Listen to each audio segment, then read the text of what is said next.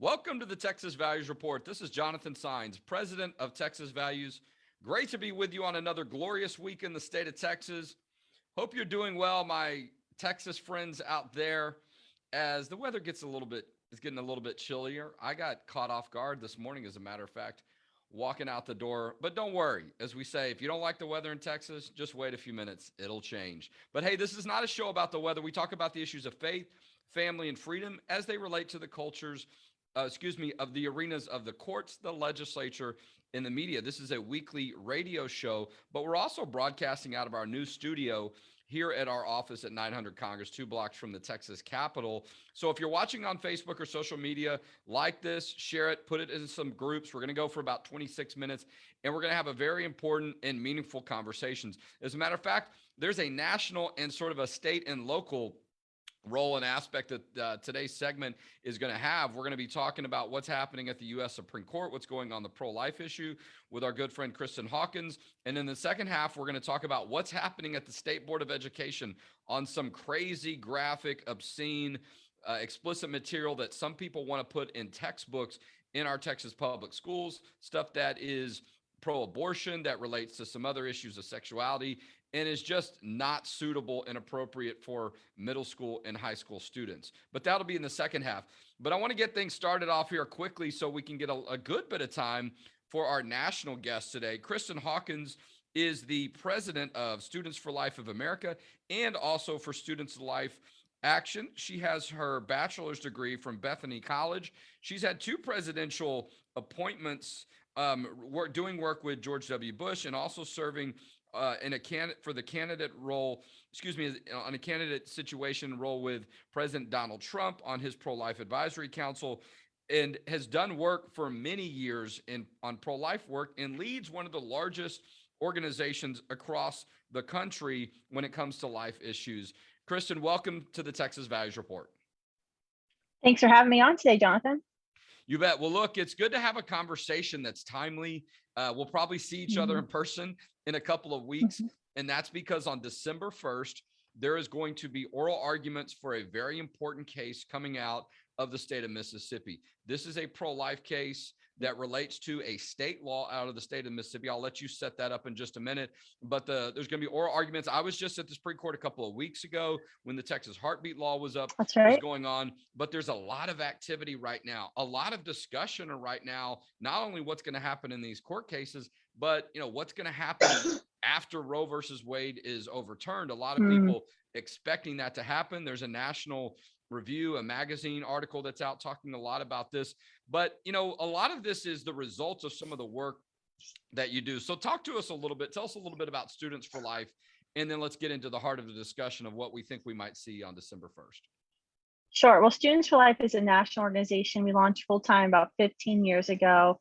We currently have the honor of serving more than 1,300 groups in college, high schools across the country in all 50 states. We've trained about 130,000 young people since we launched. And really, we call ourselves the pro-life generation. You've probably seen our signs out there at Austin for multiple times this year. We were there holding rallies at the Supreme Court. We were there 2 weeks ago when there was the emergency hearing as well. But we're really more than just the pro-life generation. We're actually the post-Roe generation, and we firmly believe that. And so everything that we focus on doing at Students for Life, the trainings that we offer, the changes we're making on our campuses, the advocacy work we're doing in the 50 state capitals, it's all about preparing for this moment that we all know is very near, which is the reversal of Roe versus Wade, sending the decision of abortion legality back to the states. Yeah, look, and there's a lot of discussion about that issue. And a big part of that is because of the Texas heartbeat law, but in large part because there's this case coming out of Mississippi, the Dobbs cases we're calling us. Talk to us a little bit about what that state law is and what you think the arguments are, or the discussion is as it sets up for a hearing at the U.S. Supreme Court on December 1st. Yes, I was actually just in Jackson. I just interviewed the Attorney General, Lynn Finch, who will be arguing before the Supreme Court for my podcast. And, it's an interesting case because this is the first case that the court has taken up that is addressing what's called a viability ban on abortions. With the Casey decision, the second most consequential decision we have in abortion case law, the court said that states had the ability to restrict abortions post viability, which right now is considered about 24 weeks. This Mississippi law bans abortions at 15 weeks when we know children can feel excruciating pain, and how the abortions are actually being committed using a dismemberment technique because they're actually at that point in pregnancy too large to be sucked through the cannula, where they actually have to be dismembered limb by limb. And so this is a major decision that we're expecting. And the AG of Mississippi, the Attorney General, has directly asked that the court not only uphold this Mississippi law, but go further and review, return, and reverse Roe versus Wade. Yeah, look, and that's significant. And, I think a lot of people are not aware of some of the details as it relates to an unborn child. You talked about when a child feels pain. I was a student for life at one point before I think it was quite as organized as it is, when I was a student at the University of Houston. And as a matter of fact, we had an event on our campus, ended up turning into a lawsuit that Alliance Defending Freedom was involved in. So our organization sued the University of Houston. I was the only member of the group at one point that the environment became so hostile, but we were able to share information with young students. We ended up winning that lawsuit.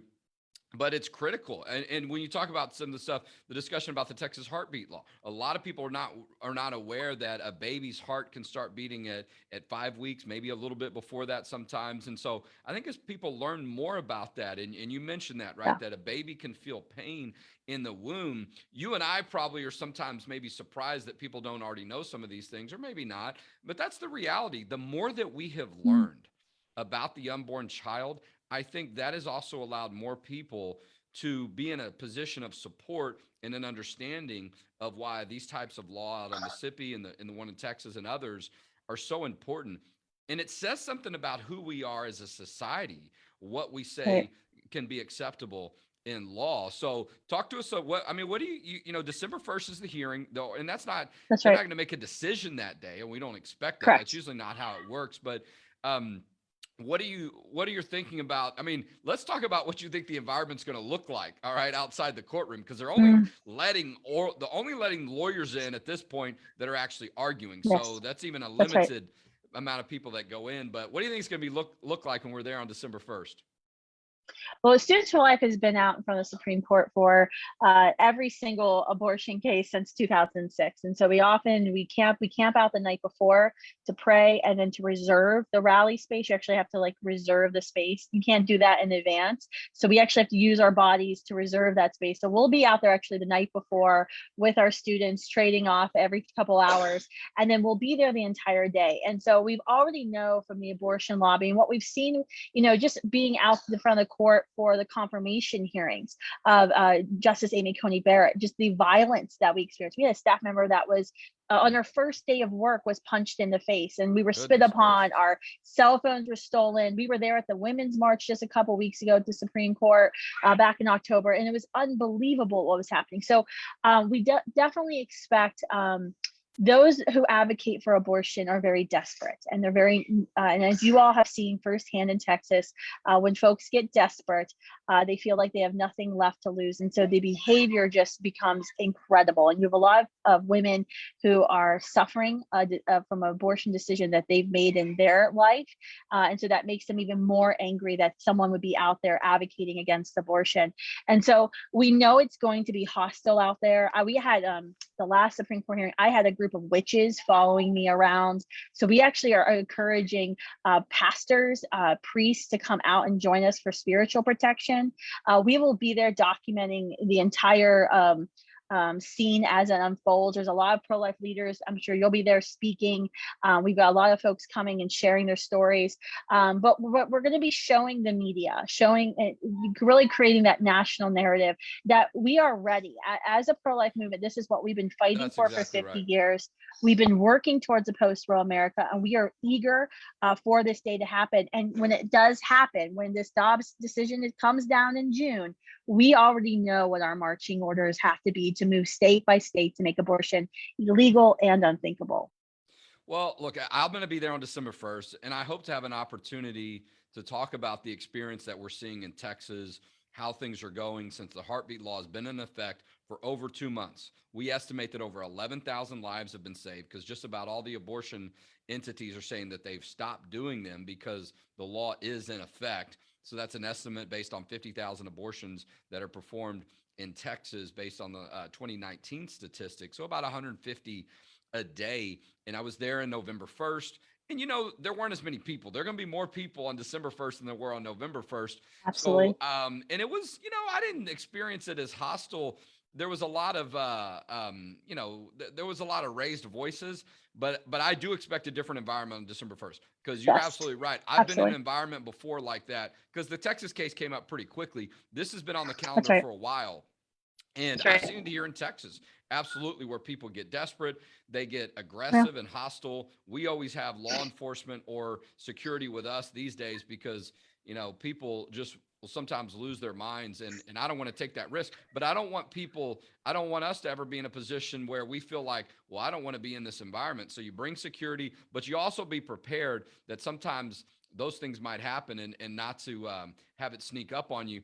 But even more reason to have support there, that people that are reasonable, that are going to pray, and all those different things that really matter and round out this movement. One of the things that's important to know is in the state of Texas, there are close to 400 pregnancy resource centers. We got a great website set up on this information, texasheartbeatlaw.com. But Kristan, you and I know, talking about a post-Roe environment, that such a key to this is people and entities and efforts around the country that are there to support, to protect, and to help women and families as they go through this process. And not just when they're pregnant, but after the baby's born as well. Talk to us a little bit about that and what you're seeing.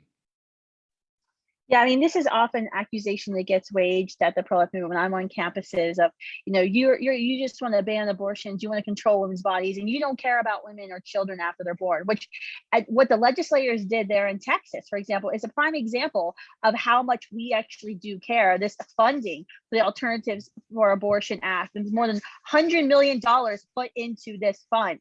And that was significant. That was a huge moment for the pro-life movement to have that sample.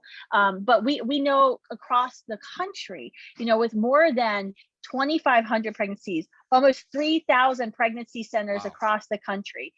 We are ready, and we're already set up in the communities. At Students for Life, we have a website called Standing With You, where any woman on campus can go and get the information that's on her campus, that's in her local community. We're ready. What we have noticed at Students for Life, we've been door knocking in 20 key cities. Dallas is one of them, since April, and we've knocked about 70,000 doors. And we're not doing this for political reasons or politicians. Sure. We're just knocking to inform neighbors about the violence happening inside the abortion facilities and the non-violent alternatives. And it is stunning, Jonathan. More than 85% of the neighbors we speak with have no idea the pregnancy centers exist. And that, to me, is our biggest challenge in the pro-life movement, is that we're ready, we have the resources, but we haven't communicated that out to the rest of America. And that's really where I see in the next few months we've got to focus on. It's got to be key. No, there's no doubt. And give us your main website before we switch gears and go to some work we're doing at the state level that we want to talk about. What's the main website for Students for Life? You can go to studentsforlife.org. If you want to know what we're doing with door knocking in cities like in Dallas, you can go to abortionfreecities.org as well and get your church signed up to even join us. All right, very easy. Spell it out, or just spell out the words and you type them in, studentsforlife.org. Kristan Hawkins, president of Students for Life and Students for Life Action, has been our guest today on the Texas Values Report. Thank you, Kristan. Thank you. Thank you. Well, look, timely information. That's what we try to do on the Texas Values Report. I will be in D.C. in a couple of weeks on December 1st. It's going to be a very, very important moment and a very important time and effort there at the U.S. Supreme Court. I'm looking forward to it. As a lawyer, I always get excited about going up to the U.S. Supreme Court. And I'm glad that we're going to have so many friends there. So just stay up to date with some updates for us on that. But I want to switch gears and talk about what's happening at the State Board of Education. And I think we're going to try to bring in Mary Elizabeth from our team. Either she's going to come in the studio with me or she's going to come in by Zoom. We're trying to figure that out. So I'm going to start the conversation. And then if she kind of hustles in, You'll know why. But look, all week, the State Board of Education has been holding meetings here in Texas. All right.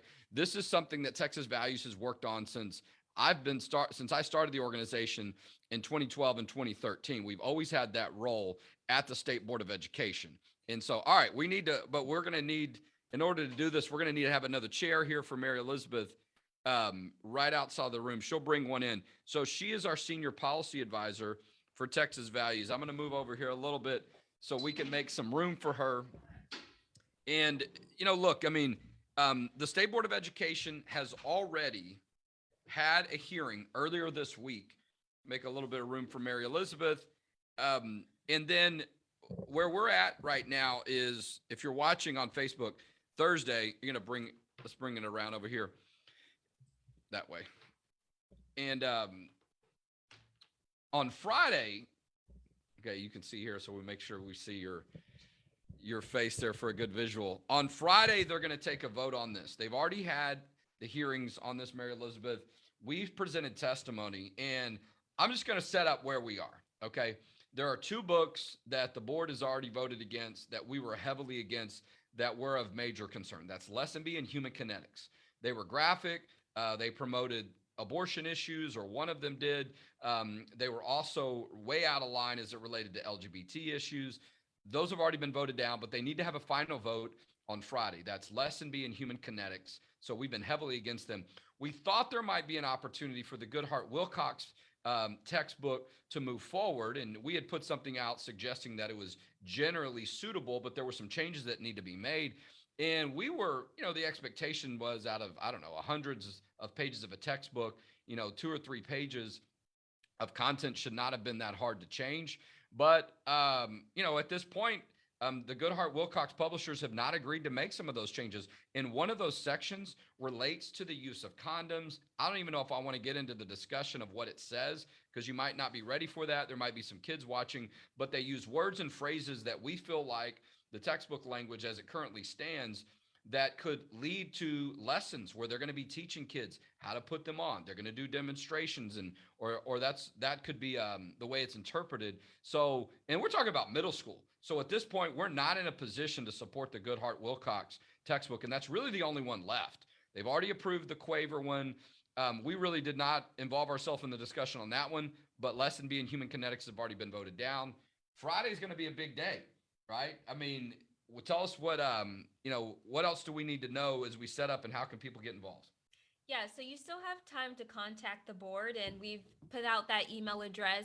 So Friday will be the final vote. Since Goodhart-Wilcox had an opportunity to make changes, like Jonathan said, up until 5 p.m., they will present the changes that we, aren't really satisfied with tomorrow to the board. And so they will have that final vote on Goodhart-Wilcox. They'll also approve for second vote Quaver Ed, but they'll have that final vote with the unsatisfactory changes on Goodhart-Wilcox. So you still have time to let the board know how you're unhappy with that, and you want them to vote no on Goodhart-Wilcox. So, and look, there's a couple changes that the Goodhart-Wilcox publishers have made. They've included some language making sure parents are the ones that are talked about, or that being an option. And they've taken out some other stuff as it relates to drug-based sex education and drugs that we think are, inappropriate for middle school students and high school students to be learning about, because it could suggest to them that, this is a fine option to consider.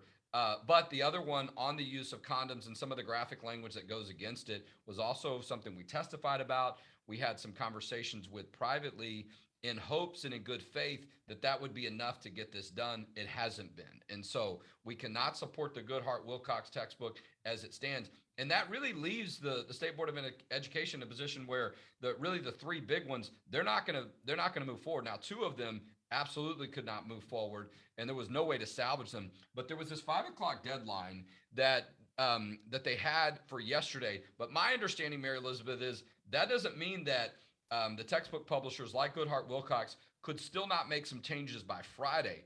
We would love to still see that happen.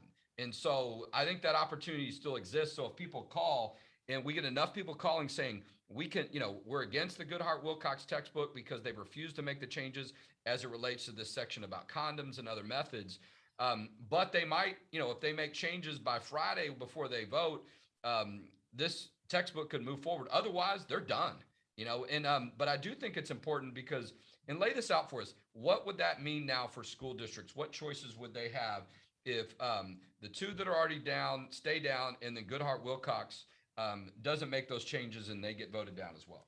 So the only book they did approve was Quaver Ed, which is kindergarten through fifth grade. So when it comes to middle school and high school, sex ed, health textbooks, that means districts will pretty much be left on their own to choose what type of materials that they have. Now, the bad side of that is that they could choose extreme materials, like you saw Austin ISD choose Canadian materials. But the positive other side of that is that they could choose very good materials, like Worth the Wait, and some other programs that promote abstinence, but they don't have a chance to present a bid because they don't really have a publishing company or that type of money to submit a bid to the SBOE. But they're good programs that the district can choose. Well, I think that's important for people to know. This means school districts, they will still have the option to have instructional materials if they want to. Remember, school districts are not required to teach sex education. Okay, just so everyone knows, state law does not require it to be taught. But if it is taught, it has to be abstinence focused. It has to be abstinence first. State law, and this is what we mentioned to the Goodhart Wilcox publishers and others, does not require specific language and discussion about things such as condoms and how they're used and how you put them on certain parts of your body. That's what they're currently proposing. It's not necessary, nor is it required in order to meet our state standards. So school districts can decide on their own, I want to get a different instructional material. Now, being on that approved list, which is what they're going to vote on Friday and what their, the discussions revolved around this week, does typically lead to a textbook publisher more likely to getting purchased by a school district. So that's why it matters. And so this will put Goodhart Wilcox in a position where they're unlikely to get a whole lot of their stuff purchased, and it's unlikely to be used in other states. But that also is why it's been a concern of us to make sure it's done the right way. And there's still some things, if we had written it, we might write it a little bit differently. But overall, we thought there was an opportunity, but a couple of these sections had to be changed. And so if they continue to be unwilling to do that, there's no way that our organization can support something like that. And it's even still, it's not a glowing endorsement. We're simply saying, we wouldn't get in the way of this, or, we'd have a view that it's generally suitable, but not to suggest it's the only option that school districts can consider. But we're going to send an email update about that. Still time for people to act. I mean, call, text, send messages. This is an elected state board of education that is 8-7. All right, 8 Republicans, 7 Democrats. And I'm not suggesting these issues have to fall on party lines, but oftentimes they do. Yeah, that's very true. But you saw that with the health teaks. These issues did sort of fall on party lines, especially when it came to the more comprehensive radical sex ed issues in the health teaks. Those votes were on party lines. And so we even have, I think, a possible election for state board of education members in the future. So it's very important that they know that they're listening to the parents, which are their constituents in their SBOE districts, and that they hold true to having good, healthy standards for kids in Texas. Well, look, and there are a lot of, conservative and Republican voices out there that has expressed concern for all 4 of the textbooks. We've seen a lot of emails, a lot of people saying, vote them all down, right? And so if you're an elected member of the State Board of Education, and, a lot of that's coming from people that I would consider probably vote Republican or conservative leaning, right? The Texas Freedom Caucus put out a letter, and a lot of other entities. But if you're an elected State Board of Education member and you're Republican, you're getting pressure already to vote all 4 of them down. So they're already, going to have some explaining to have to do to say that we approved one of them, and to put themselves in a position where now they're going to have to explain on another one, and they're going to have to get into a discussion about while they were okay with some graphic language relating to the use and the function and the way that condoms work, that could lead to demonstrations in classrooms of how these things work for middle school students. We're talking about 6th grade. We're talking as young as 11, maybe in 10 years old. I think that's going to be very difficult, but it does appear that the publishers still have some time to address this. Goodhart Wilcox, if they, whether they will, I don't know. They haven't seemed willing to so far, and that's why we're not in a position to support it. Even though we had some language suggesting we were leaning in that direction, we thought we were going to get a change here that would matter, and that's not happened. And so I think that's important for people to know that the time is now. Call, email, text, get in touch with your elected officials. You may not know who your state board of education member is, right? But if you get our email, you'll get connected to them directly. That's right. And you can go to the website, State Board of Education website, to learn all the different members. And they even have their party affiliation on there as well. But I think this also leads to a different conversation of just how parents, should get involved. If this textbook is chosen or not, you will have to be careful and be watchful of what your school district is choosing. Make sure you have an opportunity to review those materials, which is now in state law, and that you have an opportunity to give public comment on those materials, which is now in state law. And it's very important to know that sex ed in the state of Texas is now opt-in. Bingo. Thanks Exactly. to HB 1525, the school finance bill that had that amendment that said sex ed is now opt-in. So that's a very good thing, that it's not going to be some kind of slip that goes missing in your child's backpack. Now you have to actually give permission for the school to teach your child sex education. Yeah. And I think that's also, in my opinion, if pressure is the right word, that has changed the circumstances for publishers. They used to be in a position where it's going to be taught to someone, one way or another. Now that's limited in a lot of ways. Parents are in more control. They have more power. And so the publisher should be listening to parents. They should be listening to organizations like us that speak on behalf a lot of times of parents on these situations, to know you've got a higher standard you've got to meet now if you want the students to be using your textbooks, and you want to have confidence in your school district that they're going to purchase them, because now you really have to win them over, right? It's opt-in, and that does change the dynamics a lot, other than typically it's, oh, everyone's going to learn it. Because how many parents remember, or how often is it done that they send something in and then their kid is singled out? They're the one kid or the few kids in the classroom. And so the dynamic has changed. And I think that's even more reason why these publishers should be responsive to the concerns that we've had, and a lot of people have. And some people, they don't care what changes are made, right? They've seen too much that it's concerned them that they want them all voted down. So we'll see how this plays out, but still time for people to get involved. We're going to be there. We'll have a presence there tomorrow on Friday, whenever you're watching this, November 19th, to make things to report to you, but also to continue to have that communication and presence on a very critical vote that I think a lot of people are watching. So check our website, txvalues.org, for some updates. Mary Elizabeth, one last comment. There were a lot of people there on Tuesday, and many of them were concerned across the board of a lot of these instructional materials and textbooks. I was encouraged. I didn't see a lot of the other side. And so I was encouraged that, that more and more people are recognizing the value of their voice. And frankly, with all the construction around the Travis building, it's a miracle anybody got in there. Okay.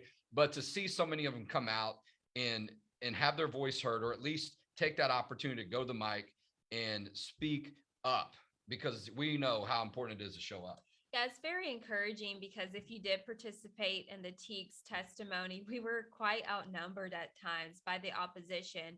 And the opposition this time earlier this year. Yeah, earlier this year, and even in 2020. But, it's encouraging to see more people who want healthy standards, who want abstinence-focused standards for children, to come out and speak, because we know that this was like their last-ditch effort to get radical sex ed textbooks, and they were pretty confident because they had 2 really radical textbooks on that list. Oh my gosh, they were radical. It's really encouraging to see more people who really care about children and on our side come to the state board and testify. And real quick, as a reminder, what was the vote on lesson B in human kinetics? Was it close? It was not close. I think there were only 6-4, and that's close to party line. I mean, but still, my point is, let's not take for granted. We still need to get those voted down one last time on Friday. Lesson B in human kinetics. So don't forget about those 2 textbooks that are concerned. Hey, look, if you see value in the work we're doing, check out our website, txvalues.org. Make a tax-deductible donation today. And we've got some great events coming up. All right, on December 8th, we're going to have a luncheon in the Plano, North Texas, Dallas, Fort Worth area. Still tickets for that. December 14th, I believe, we're going to be in San Antonio. I don't even think this has been announced yet, but on December 15th, we're going to be just north of Houston in the Woodlands and Conroe area. So some great events where we're going to update people on what's happening, what happened during the legislative session, what happened in the State Board of Education meetings, what's going to happen at the U.S. Supreme Court, what's the latest on the Texas heartbeat law, and probably celebrate a little good Christmas cheer as well. But there's still a chance to do that. If you can't make it to those events, you want to support the work we do, we need your help before the end of the year. We are a 501c3 nonprofit organization. Go to txvalues.org, make that tax-deductible donation today so you can help us protect faith, family, and freedom in the state of Texas. And we'll talk to you next week on the Texas Values Report.